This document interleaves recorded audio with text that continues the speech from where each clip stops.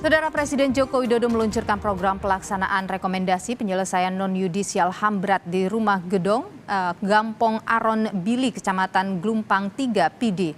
Presiden menyapa dan menyerahkan bantuan rehabilitasi kepada perwakilan korban dan keluarga korban pelanggaran HAM berat di Aceh. Di acara peluncuran program pelaksanaan rekomendasi penyelesaian non-yudisial HAM berat, Presiden bertemu dan menyapa korban dan keluarga korban pelanggaran HAM berat masa lalu di Aceh. Presiden menyerahkan bantuan rehabilitasi yang direkomendasi oleh Komnas HAM. Presiden juga menyapa korban pelanggaran HAM berat di sejumlah daerah lain seperti dari Sulawesi Tengah, Jakarta, Lampung, Papua Barat, Wamena, dan dari Semarang. Luka ini harus segera dipulihkan agar kita mampu bergerak maju. Dan pada awal bulan Januari yang lalu, saya telah memutuskan bahwa pemerintah menempuh penyelesaian non-yudisial yang fokus pada pemulihan hak-hak korban tanpa menegasikan mekanisme yudisial. Dan hari ini kita bersyukur, alhamdulillah, bisa mulai direalisasikan pemulihan hak-hak korban pelanggaran HAM yang berat di 12 peristiwa yang sekaligus menandai komitmen bersama untuk melakukan upaya-upaya pencegahan agar hal serupa tidak akan pernah terulang kembali di masa-masa yang akan datang.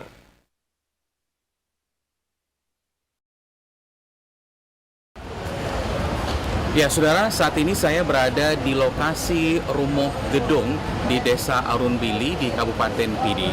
Rumah Gedong ini merupakan tempat penyiksaan masyarakat dulu ketika pelaksanaan DOM di tahun 89. Dan Rumah Gedong peristiwa Rumah Gedong kemudian ditetapkan oleh pemerintah sebagai salah satu peristiwa pelanggaran HAM berat di Indonesia.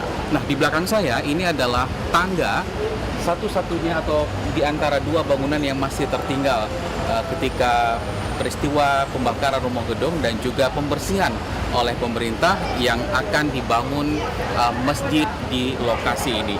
Dan inilah tangga yang tersisa, bukti sejarah atau bukti puing-puing terjadinya pembakaran dan pembersihan di Rumah Gedong ini. Selain ada dua sumur lagi yang juga berada di lokasi ini.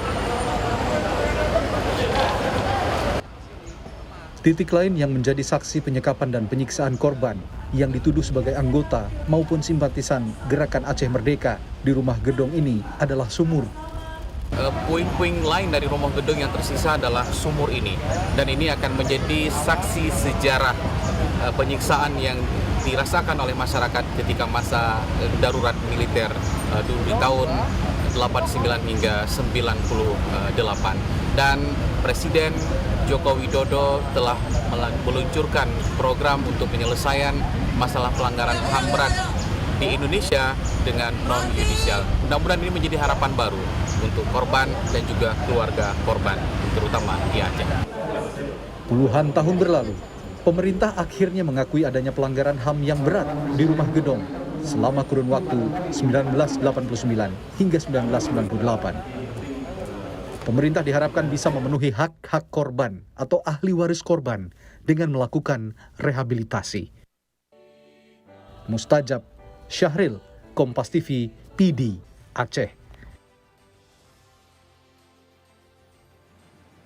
Komitmen pemerintah untuk menyelesaikan pelanggaran HAM berat di masa lalu akan kita bahas, saudara, bersama dosen Fakultas Hukum Universitas Syiah Kuala Aceh, Saifuddin Batasyam. Selamat petang, Pak Saifuddin. Terima kasih sudah bersama kami.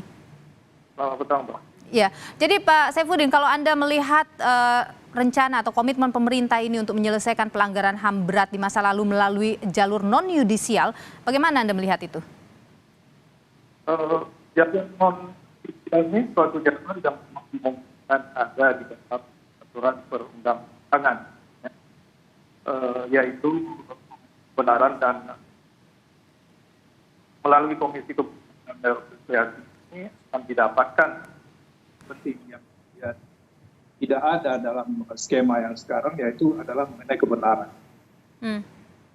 Hanya saja seperti yang tadi juga disampaikan oleh Pak Mahfud, bahwa undang-undang tentang Komisi Kebenaran dan Rekonsiliasi kan sudah dibatalkan oleh pemerintah, oleh Mahkamah Konstitusi.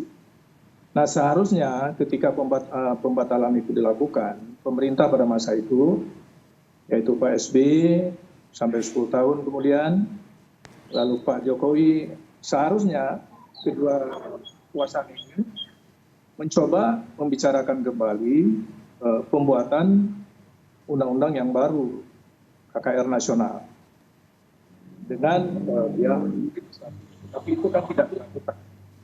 Karena itu maka Jokowi mungkin datang dengan konsep PPH mini. Nah, salah satu yang penting dalam membicarakan hak korban itu adalah hak atas kebenaran, hak untuk tahu. Kalau digunakan mekanisme KKR, itu dimungkinkan hak itu dipenuhi. Karena dalam KKR itu para pelaku hadir, mengakui, kemudian meminta maaf. Dan korbannya kemudian memberikan maaf. Tetapi dalam skema yang sekarang, PPH mini, hanya bicara tentang hak korban dalam bentuk ekonomi. Baik. Tidak dalam bentuk keadilan hukum, tidak juga menyentuh soal kebenaran.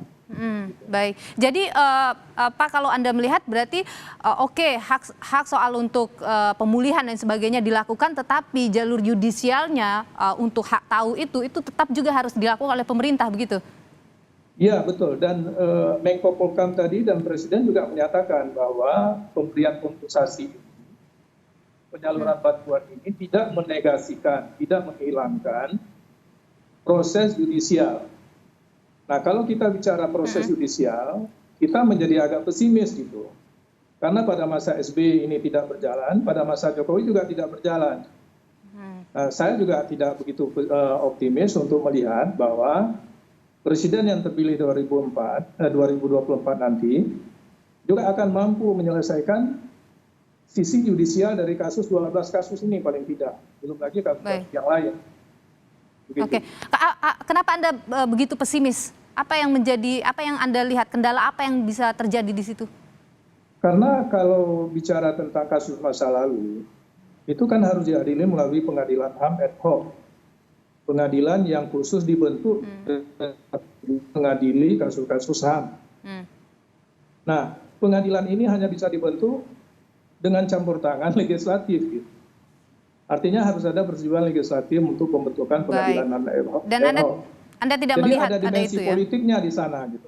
Dan Anda tidak melihat ada selama ini kan ke sana? Selama ini Senayan tidak pernah bicara tentang kehadiran pengadilan HAM ad hoc dalam berbagai kasus HAM di Indonesia. Baik, Pak, kalau kita lihat kan ini peluncurannya kick off program ini dilakukan di Rumah Gedong ya. Apa Anda lihat maknanya ini? Saya kira karena kasus Rumah Gedong ini ya, luar biasa memang dalam laporan-laporan yang ada, dalam bentuk penyiksaan yang tidak terbantahkan lagi. Beberapa testimoni dilakukan ya oleh orang-orang yang paham betul tentang kejadian-kejadian yang ada di Rumah Gedong ya. Jadi aspek ini barangkali yang coba dilihat dan kemudian diharapkan dengan adanya kompensasi ini masyarakat merasa dapat bantuan, dapat perhatian dari pemerintah gitu. Sementara kalau ke Aceh Selatan kan jauh. Ya, kemudian simpang KKA barangkali juga tidak begitu strategis ya dalam konteks operasinya. Pak Saifuddin, ini kan Presiden juga menyebut ya bahwa meskipun jalur non yudisial ini dilakukan, tapi juga proses hukumnya juga akan terus dilakukan. Anda memandang itu adalah hal yang mungkin akan terjadi? Saya kira pemerintah memang harus mengatakan seperti yang tadi Pak Jokowi sudah sampaikan. Karena apa? Memang itu kewajiban pemerintah. Sudah diperintahkan di dalam undang-undang. Dan kalau kita bicara tentang keadilan dalam kasus-kasus pelanggaran hak asasi manusia terhadap masa lalu, maka mekanisme mencapai kebenaran itu memang disediakan. Dan caranya adalah melalui KKR. Tapi kalau kemudian upaya-upaya non-KKR mau dilakukan oleh pemerintah, saya kira itu sangat bagus, walaupun memang harus realistis bahwa ada kesulitan dalam mengumpulkan kesaksian dan juga barang bukti dan sebagainya. Baik, tentu kita nantikan niat baik itu ya Pak Saifuddin ya.